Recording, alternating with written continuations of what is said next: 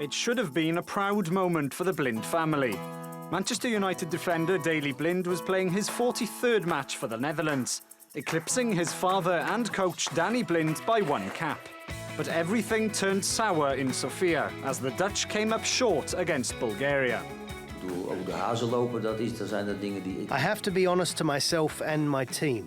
It's clear that it will become very difficult for us to qualify, and there is a crucial moment that I need to decide whether I am capable to bring this team to the final qualifications of the World Cup.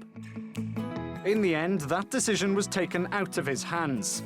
On Sunday, the Dutch Football Association sacked Blind after 20 months in charge. Not qualifying for the World Cup in 2018 has now become a very real risk for the 3-time runners-up. Saturday's loss leaves them 4th in Group A, trailing second-place Sweden by 3 points and 6 behind table toppers France. With only half of their fixtures played so far, there's still plenty of opportunity to pick up points. But it's starting to look as though their final match at home against Sweden could turn into a winner-takes-all knockout. If they fail to qualify for the World Cup, it would extend their desperately poor run of form that saw them fail to reach last year's European Championships. Recent results are a far cry from the success they had under Louis van Gaal, who took over the side for the 2nd time in 2012. In his 17 competitive games in charge, Netherlands made it to the semi-finals of the 2014 World Cup, beating hosts Brazil in the 3rd-place playoff. During that reign, they won 15 of those 17 matches, scoring 55 goals and conceding just 16. But since Van Gaal left for Manchester United, the Dutch have constantly come up short. Under Guus Hiddink and Danny Blind, the side have won just 6 of their 15 competitive outings, conceding nearly as many goals as they've scored. Speculation will now mount as to who will take permanent charge of the side.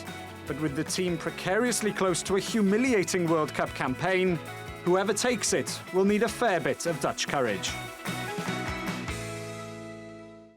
Well, joining us now to try and make sense of the Dutch demise is football writer Elko Born. Elko, thank you very much for talking to us. I'm going to start by asking you, just quite simply, where has it all gone wrong for the Netherlands in recent years? Well, where to start, really? It all went wrong, really, when Louis van Gaal left after the World Cup in 2014, when the Dutch did quite well, actually. They reached the semi-final of the World Cup. Things seemed to be going quite well. Hiddink took over after Van Gaal left after the summer, and that's where everything just crumbled. They started losing games. Hiddink quickly left. Danny Blind took over, and Danny Blind never managed to get anything out of the team, really. Holland lost a couple of more games.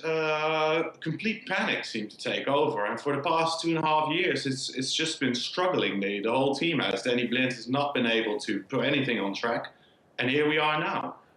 Can all the blame be laid at the door of Danny Blind here, or is there something more fundamental, a deeper-rooted problem with Dutch football at the moment? There does seem to be a more fundamental problem going on. If we look at what Van Gaal did at the World Cup in 2014, the way the team played and was set up was very different from what the Dutch are used to. The Dutch are very proud of supposedly being a very attacking team, playing beautiful total football. This didn't happen really at the World Cup in 2014. The team was very defensive. Van Gaal came out and admitted that, look, we can't play beautiful football here. We haven't got the right players. We need to set up in a defensive way. We need to do what we can to protect ourselves as much as possible. And this worked out very well. Then after Van Gaal left, when Guus Hiddink took over,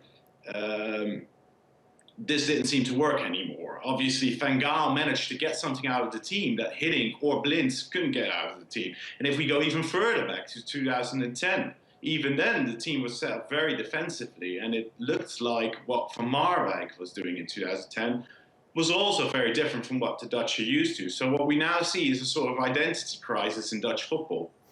And the Eredivisie as well is going to lose its automatic Champions League qualifying spot. Is the problem here that the players just aren't coming through? I mean, is the problem going to get worse before it gets better?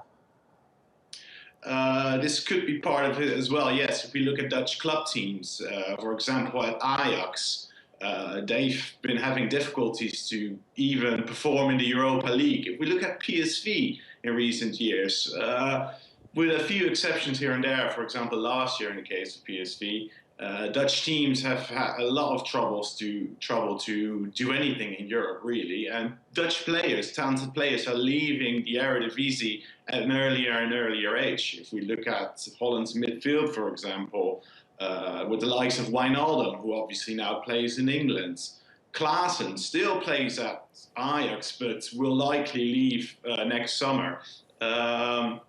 So Dutch club teams are looking at major problems as well, I think, yeah. So it's a big job for whoever takes over now. Who are the runners and riders? Who's likely to get the job on a full-time basis? Well, of course, Frank de Boer, who's currently out of a job, is a prime candidate. He did very well at Ajax, won the title 4 times in a row.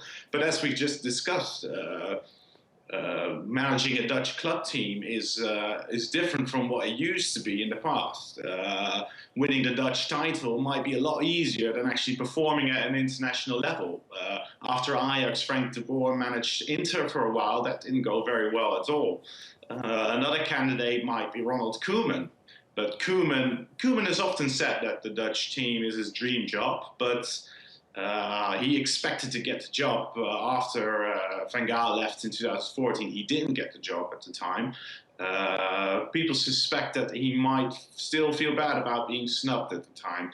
He's only recently joined Everton.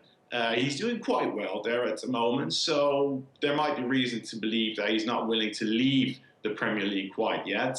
And apart from those two, it's difficult to think of anyone else. Ruud Gullit could be an option perhaps, but we just don't know yet. Okay, Elko, good to talk to you. Thank you very much.